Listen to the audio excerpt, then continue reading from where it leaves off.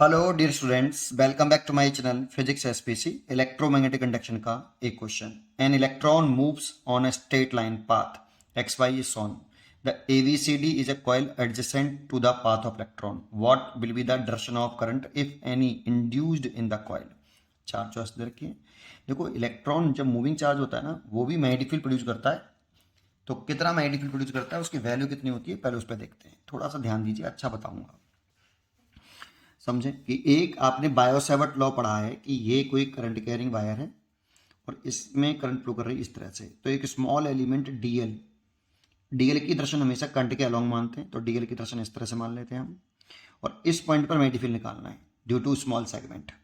तो ये are vector होता है, position vector with respect to small element.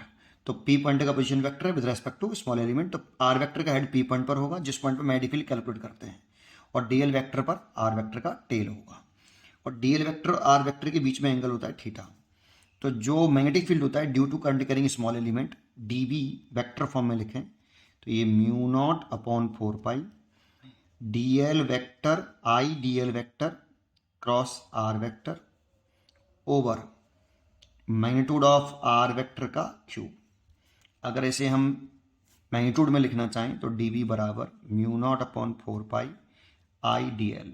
D L cross R क्या होता है, D L R sine theta over, यहाँ आ जाएगा आपका आर का स्क्वायर। इससे ये कट गया, एन क्या पाएगा, उसका मैग्नीट्यूड लेंगे तो 1 आएगा बेटा। तो ये लिख सकते हैं म्यू नॉट अपॉन, ये क्यूब था तो mu naught upon 4 pi I D L sine theta over R square. ये मैग्नीट्यूड आ गया। अब सोचो, इसी के करस्पॉन्डिंग अगर हम इस करंट कैरिंग वायर ना लेके एक चार्ज लेते क्यू, और वो मूव कर रहा होता वी स्पीड से, और इस पॉइंट पर मैग्नेटिक फील्ड निकालना हो, तो इस with respect to position vector of point P with respect to charge, तो ये आपका आर वेक्टर हो गया इस इंस्टेंट पर, है ना। तो किसी इंस्टेंट पर मान लो यहां से ये डी टी टाइम इंटरवल में इतना मूव करा, डी टी टाइम इंटरवल में डी एल वैक्टर चला वो ऐसे। तो डी टी टाइम इंटरवल में कितनी स्पीड चल रहा है, वी से, वी बराबर कितना, वेक्टर फॉर्म में लिख लें डी एल वैक्टर ओवर कितने टाइम में चल रहा है, डी टी टाइम इंटरवल में। तो डी एल वैक्टर कितना आ गया, वी वैक्टर डी टी। और इफेक्टिव करंट कितना है बेटा, जब ये चार्ज मूव करा तो इससे कितना इफेक्टिव करंट आया डी टी टाइम इंटरवल में। तो current is equal to effective charge over time interval D T. तो यहाँ से चार्ज आ गया कितना, आई डी टी ऐसे, या फिर करंट आ गया इतना, इफेक्टिव करंट आ गया क्यू बटे डी टी। अब देखो, इसको अगर हम इस वाले पॉइंट पर मैग्नेटिक फील्ड लिखना चाहें इसके करस्पॉन्डिंग, तो डी वी वैक्टर बराबर म्यू नॉट अपॉन 4 पाई तो है ही आपका, इस आई की जगह पे लिख दो moving charge upon D T time interval में, डी एल वैक्टर की जगह पे लिख दो वी डी टी और cross R vector divide by modulus of R vector का क्यू। देखो डी टी से डी टी कट गया, तो डी वी वैक्टर जो आ गया मूविंग चार्ज के लिए इतना मैग्नेटिक फील्ड होगा पी पॉइंट पर, Q V vector cross R vector divided by modulus of R का क्यू। अगर इसका मैग्नीट्यूड देखते तो D V is equal to mu naught upon 4 pi Q V R sine theta. अब यहाँ पे थीटा वी और आर के बीच में एंगल होगा बेटा, ठीक है, वी वेक्टर और आर वेक्टर के बीच में एंगल डिवाइड बाई आर का क्यू। इसे कैंसिल, तो लिख सकते हैं mu naught upon 4 pi Q V sine theta बटे आर स्क्वायर। इतना मैग्नेटिक फील्ड होगा किसी इंस्टेंट टाइम पर, इतना। इस डीवी की डायरेक्शन क्या होगी, तो जो डायरेक्शन, अगर ये चार्ज पार्टिकल पॉजिटिव है, सोचो अगर ये चार्ज पार्टिकल पॉजिटिव है तो जो डायरेक्शन वी क्रॉस आर की होगी वही डायरेक्शन डीवी की होगी। लेकिन अगर ये चार्ज पार्टिकल नेगेटिव है तो जो डायरेक्शन वी क्रॉस आर की होगी उसके जस्ट अपोजिट होगी डीवी वेक्टर की डायरेक्शन। बस यही वाला कंसेप्ट हमें यहाँ यूज करना है, ठीक है, करते हैं। तो आइए अपने इस मेन पॉइंट पर। तो देखो, ये इलेक्ट्रॉन मान लो इस वाली पोजीशन पर है, तो देखो यहाँ पे इस पॉइंट पर मैग्नेटिक फील्ड निकालना है सेंटर पर ड्यू टू दिस इलेक्ट्रॉन। तो स्पीड ये हो गई और ये हो गया इसका पोजीशन वेक्टर, और ये हो गया थीटा बेटा वी और आर वेक्टर के बीच में, ठीक है। तो इस वाले पॉइंट पर जो मैग्नेटिक फील्ड की डायरेक्शन निकालें पहले वी क्रॉस आर। तो देखो वी वेक्टर की डायरेक्शन में राइट हैंड रखिए और छोटे एंगल से आर वेक्टर की तरफ अपनी फिंगर को घुमा दीजिए वी क्रॉस आर ऐसे। तो थंब आया ऊपर, तो ये वी क्रॉस आर की डायरेक्शन आई ऊपर की तरफ, इस सेंटर पर वी क्रॉस आर ऊपर की तरफ आ रहा है, लेकिन आपका चार्ज पार्टिकल नेगेटिव है। तो इलेक्ट्रॉन अगर चार्ज पार्टिकल नेगेटिव है तो जो वी क्रॉस बी की डायरेक्शन आ रही होगा, चार्ज पार्टिकल नेगेटिव है तो उसके जस्ट अपोजिट डायरेक्शन आ गई मैग्नेटिक फील्ड। तो जब पार्टिकल आपका यहाँ है इस वाली पोजीशन पर, इस इंस्टेंट पर है, तो मैग्नेटिक फील्ड की डायरेक्शन आ रही है आपकी नीचे की तरफ, वी क्रॉस आर आ रहा है ऊपर, उसके जस्ट अपोजिट डायरेक्शन में मैग्नेटिक फील्ड आ रहा है नीचे।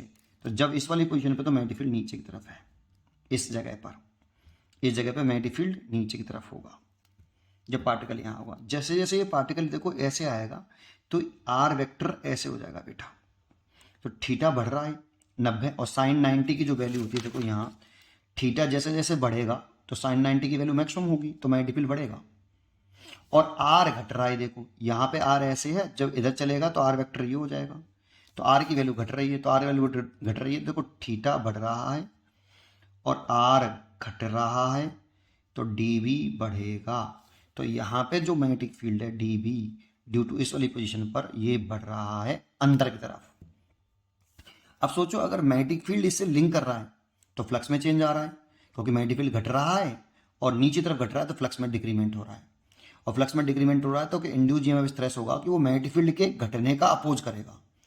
तो सोचो मैग्नेटिक फील्ड नीचे तरफ घट रहा है तो उसका विरोध करना है उसको, तो मैग्नेटिक फील्ड बढ़ाना चाहेगा। तो अपना मैग्नेटिक फील्ड बढ़ाने के लिए मैग्नेटिक फील्ड बढ़ रहा है, हाँ मैग्नेटिक फील्ड बढ़ रहा है बेटा, नीचे तरफ बढ़ रहा है तो वो बढ़ने का विरोध करेगा, और बढ़ने का विरोध करेगा तो वो उसे घटाने की कोशिश करेगा। तो अपना मैग्नेटिक फील्ड इसके जस्ट अपोजिट डायरेक्शन में लगाएगा, दैट मीन्स ऊपर लगाएगा, ये इंड्यूस करंट लगाएगी बेटा ऐसा। और ऊपर लगाएगी तो ऊपर के लिए करंट आएगी एंटी क्लॉकवाइज।